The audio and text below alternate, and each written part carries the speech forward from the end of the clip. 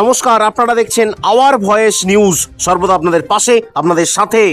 বহু পুরানো দিন থেকেই ভারতীয়রা মনে করে ভারত উন্নয়নশীল দেশ, কিন্তু বর্তমানে প্রধানমন্ত্রী নরেন্দ্র মোদীজির হাত ধরে চারিদিকে যেভাবে ইনফ্রাস্ট্রাকচার ডেভেলপমেন্ট হচ্ছে তা দেখে মনে হয় ভারত আর উন্নয়নশীল নয়, কিছুটা হলেও উন্নত দেশ।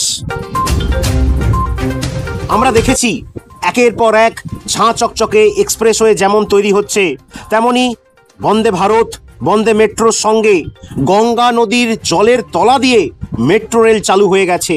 সেই সঙ্গে বিভিন্ন স্টেশনের মানোন্নয়নের কাজ চলছে। কিন্তু এত কিছুর পরেও রেলের খাবারের মান নিয়ে বরাবরই যাত্রীদের একটা অভিযোগ আসে। আর তাই এবার railway x senior section engineer এবং বর্তমানে জেডারইউসিসি মেম্বার ও রাজ্যের যোগী কঙ্কন কুমার গুড়ি শিয়ালদা স্টেশনে খাবারের ডিপার্টমেন্টে ইন্সপেকশন করেন। শিয়ালদার মতো একটা ইম্পর্টেন্ট স্টেশন, এবং যে স্টেশন থেকে খাবার নিয়ে বেশ কিছুদিন ধরে তিনি অভিযোগ পাচ্ছিলেন, সেই স্টেশনের যে সমস্ত জায়গায় খাবার তৈরি হয়, যেমন রাজধানীর বেস্ট কিচেন, ফুড প্লাজা এবং প্ল্যাটফর্মে থাকা বিভিন্ন খাবারের স্টলগুলি পরিদর্শন করেন। রাজধানী এক্সপ্রেসের মতো ভিভিআইপি ট্রেনে যে খাবার দেওয়া হয় সেই খাবার কোথায় তৈরি হচ্ছে, পুরনো খাবার দেওয়া হচ্ছে কিনা, যে মাছ বা মাংস ব্যবহৃত হচ্ছে সেগুলি পুরানো কিনা, সেগুলি কঙ্কনগুড়ি ভালো করে খতিয়ে দেখেন এবং মাংস কিছু জায়গায় পুরনো দেখতে পেয়ে ধমক দেন ওখানকার আধিকারিকদের। সেই সঙ্গে প্ল্যাটফর্মে যে খাবারের স্টলগুলি রয়েছে সেই খাবারের ডেট ঠিকঠাক রয়েছে কিনা তা খতিয়ে দেখেন।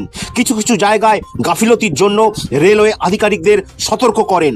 এরপর উনি আইআরসিটিসির আধিকারিকদের সঙ্গে একটা ছোট্ট বৈঠক করেন এবং উনি বলেন, প্রধানমন্ত্রী নরেন্দ্র মোদী এবং মাননীয় রেলমন্ত্রী অশ্বিনী বৈষ্ণবজি যেভাবে সারা ভারত সহ রেলের উন্নয়ন করছেন, তাতে করে খাবার এবং স্টাফেদের ব্যবহার নিয়ে যেন কোনো যাত্রী রেলের বিরুদ্ধে অভিযোগ না করে।